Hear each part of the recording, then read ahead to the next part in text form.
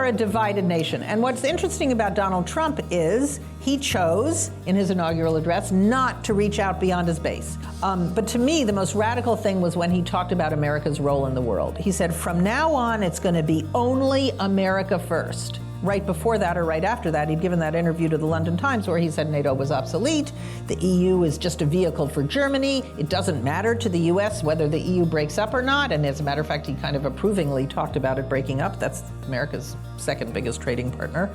And also all of the incredible lavish admiration and praise he has offered to Vladimir Putin. It didn't mention any democratic values, nothing about kind of freedom of speech or human rights or even free market capitalism.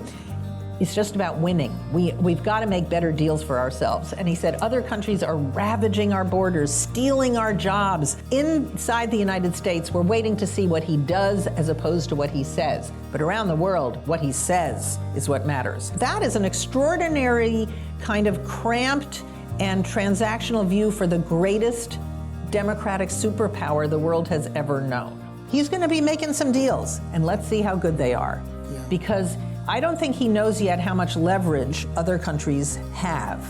We're in a period where American power was already diminishing because we were in a multipolar world. We were still the greatest superpower and the only democratic one. In the end, I think he actually will be judged by an extremely traditional, old-fashioned metric, which is, at the end of 4 years, are there more jobs?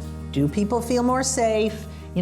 Do they feel better off than they were 4 years ago? Presidents in their first year, regardless of whether they're popular or not, if they control all of Congress, they get their agenda through.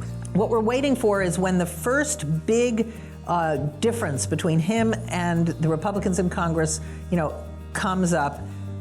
What kind of leverage does he have?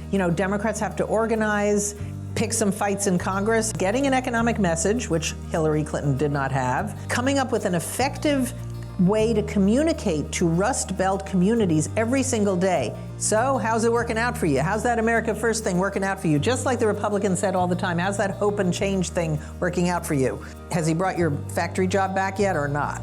Fake news was an actual thing in the campaign. Then it became an epithet.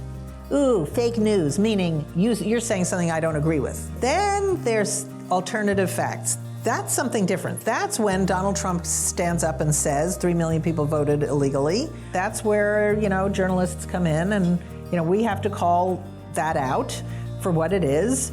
If facts is just what the ruler says they are, then we don't have a democracy anymore. If people think that somehow Trump threatens democratic values, and he might or might not, then this is a great opportunity to start, reinvesting in them. We're going to find out in the next 4 years or 8 how strong our democratic institutions are. And we're going to find out if they are as strong as the founders designed them to be, because they designed them to be bigger than one man.